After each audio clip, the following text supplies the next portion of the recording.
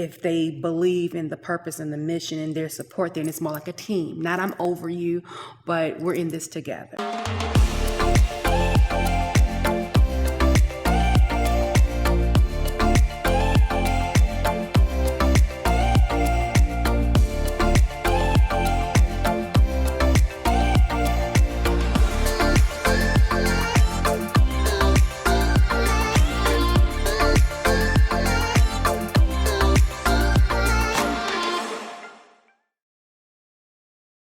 Who am I? You know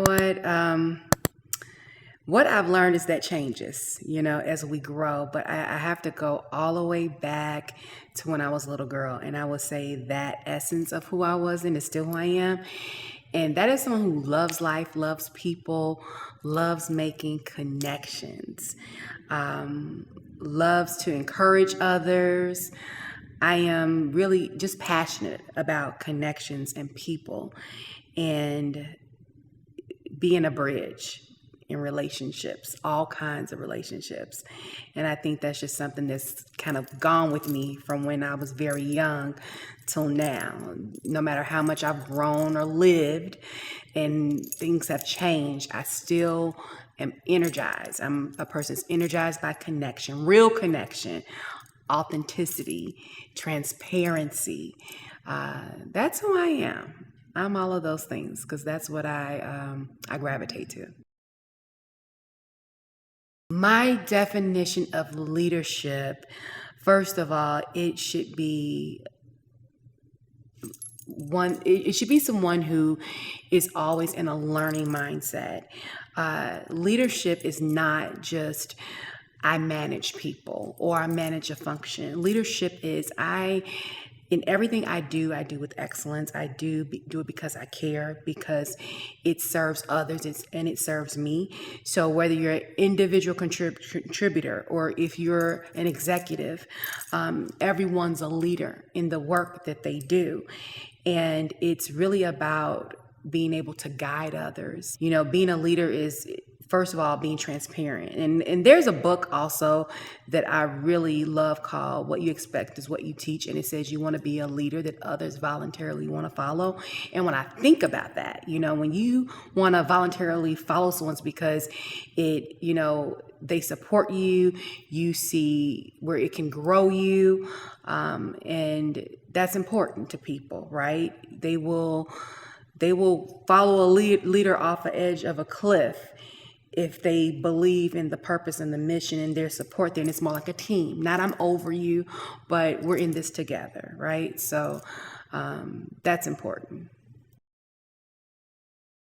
So I've had a very unconventional career path in corporate America. Most people go to college, get a degree, find a job, and then they start to grow from there. I didn't get an associate's degree until I was like maybe 32, and I just completed my bachelor's degree this year. And so I will say that, being blessed to navigate all the places and spaces I've gone into in corporate America, it's when I realized that there were times that I would have to take the lesser pay, or my counterpart may be, male and they make substantially more than I make. And I find out that I make half of what they make, and so those are times when I realized that I had to pivot differently and I had to make decisions. Do I continue to do work that serves serves others at excellence, no matter what I'm getting paid, right? And keep working, positioning myself to grow, right? No matter what others may be doing or getting, and being okay with that and finding my own value within myself. Even recently, I decided to make a career change. And instead of me waiting for someone to give me an opportunity to promote, I decided I'm ready. I'm worth more, and I don't have to wait for someone to see my worth or value. I can make that decision on my own. So those are, times where I really felt that I had to change my thinking and pivot. So well, first of all, I got to go back to my belief, God qualifies those he calls. And so Everything you need is within you, all your gifts, and they're valuable. And once you believe it and know it's there, you can go anywhere. And so again, being a learner, looking at every opportunity. There's times I took roles that were lateral, but they were for my skill set and growth. It was upward mobility. Look at every opportunity to educate yourself and become good at what you're passionate about, or your craft, or whether you're working for yourself or you're in an office, become great at it, because that represents you. You become a leader in that, and you will have no choice but to move forward. It will push you in places and spaces. People will see. You'll get opportunities. Trust yourself. Trust what you already have. There's so many times that I did a lot of stuff, never have done it before. And it's too much information out here. It's times I had to Google to learn what to do. It's times I had to phone a friend. But once I got it, you can't take it from me, right? And so it's about, once you get the information and you find out how to navigate those spaces, you do everything you can to be good at it, to make it better, to add to it.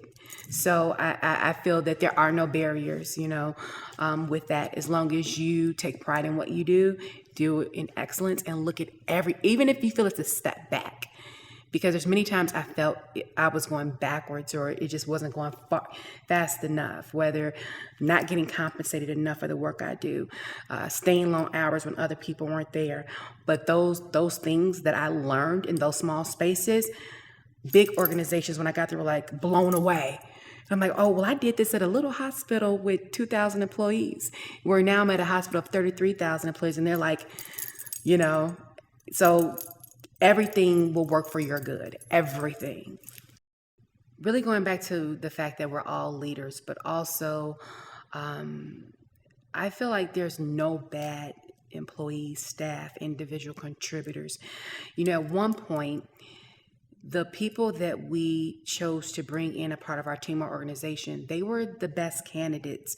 They were our top choices. And so at what point did the gap start? At what point did there become a disconnect? I feel that as a leader, it's your job to tap into that. I don't feel people are disposable. I feel like we either, as leaders, need to be better coaches. We need to provide more understanding, because knowledge is not understanding at all. You can give someone a book of steps, but it doesn't mean they'll be able to connect those dots for themselves. There's going to be challenges and hurdles in whatever we do. But those are opportunities for us to grow, for us to be stronger. I think it's very important that, you always remember your why, the work that you do. It represents you. Again, that we're leaders in all that we do. It's our job to support the people that are the front lines of our organization, to engage them, to find out what motivates them. Again, one thing I really believe is that there's no bad employee, or, people aren't disposable. They give time, energy, and their best selves to their job. And there used to be a saying, because I have about 16, 17 years in human resources. And I remember when they used to teach, leave everything at the door, right? Leave all your issues and problems, but you don't want me to leave all the great things about me at the door, right? You want me to bring in my energy. You want me to work hard. You want me to be a critical thinker, problem solver. So I say no. Sometimes we bring those things through the door. Where's the support? We need leaders who want to tap into, how their employees are motivated, what they're inspired by, and help to create pathways, again, for them to do that. We spend a lot of time at our jobs, more time than we do with the people that mean the most to us. And so it's very, going back originally to that question, I think about, when you decide what you want to do, whether it's entrepreneurship or you're going to work for a corporation, align it to your gifts, your passion, something that you could do for free. I know that sounds cliche, but I absolutely believe it, because there's going to be times you're going to be challenged by those individuals who want you to fail, or maybe it's a colleague that feels like they support you, but they don't.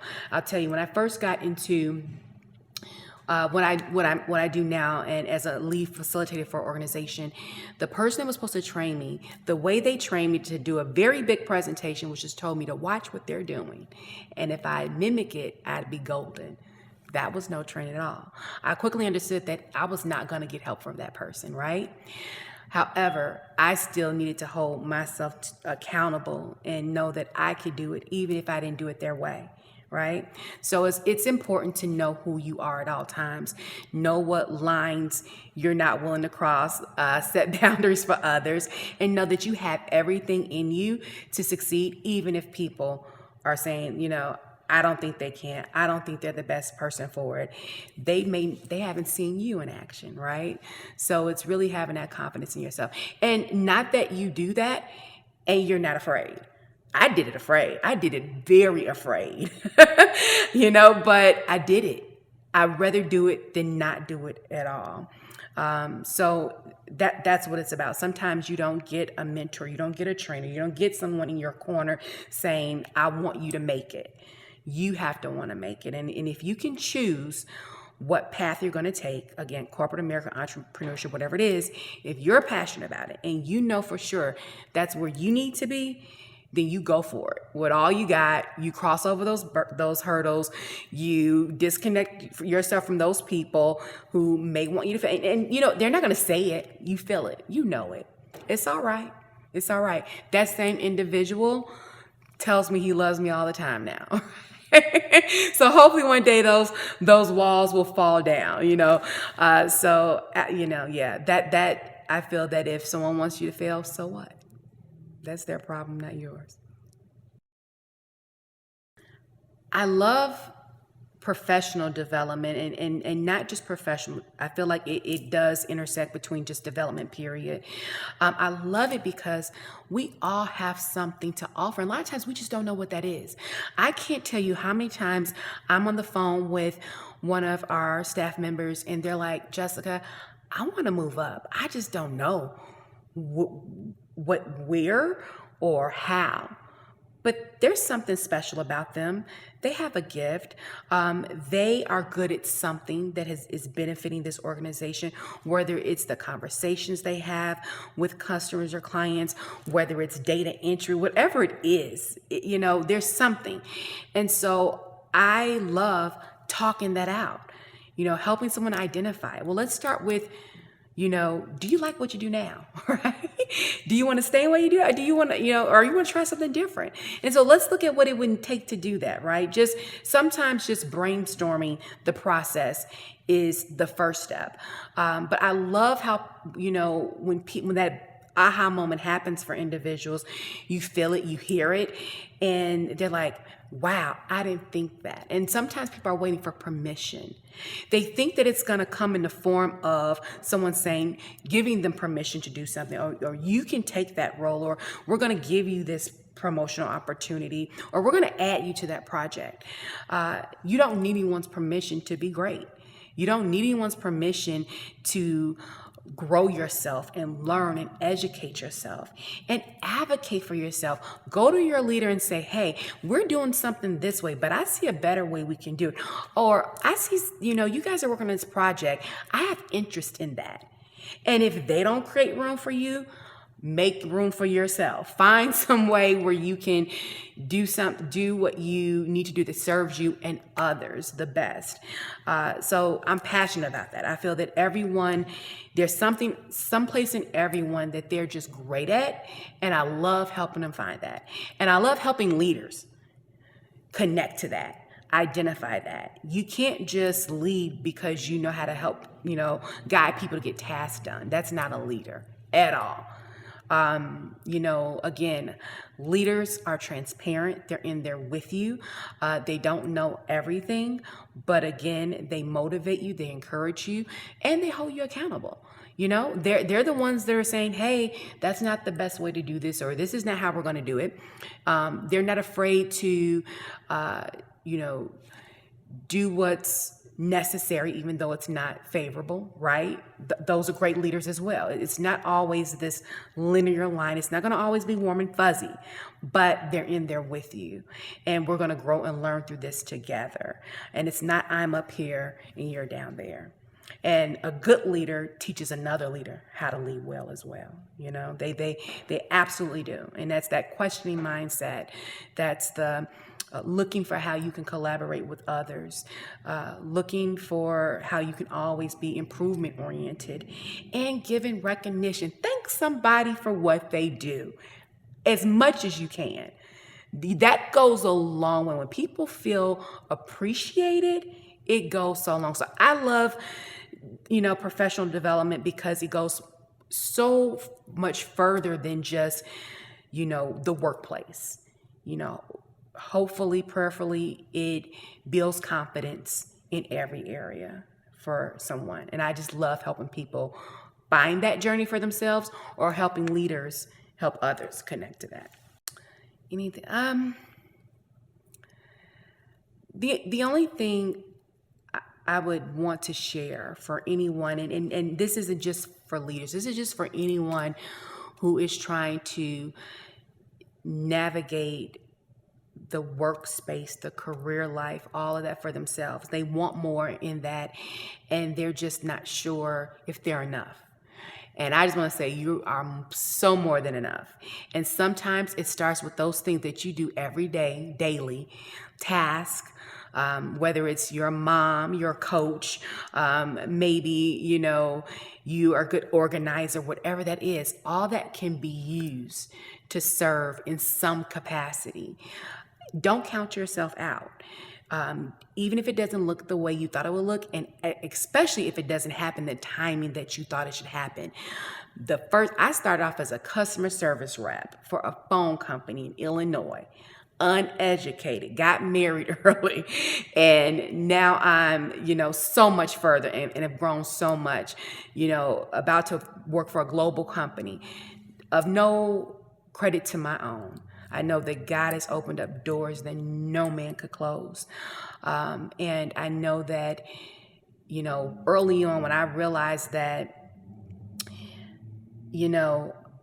maybe I wasn't going to get the validation from those I worked with or worked for, that I was going to have to do all things unto Christ, no matter what.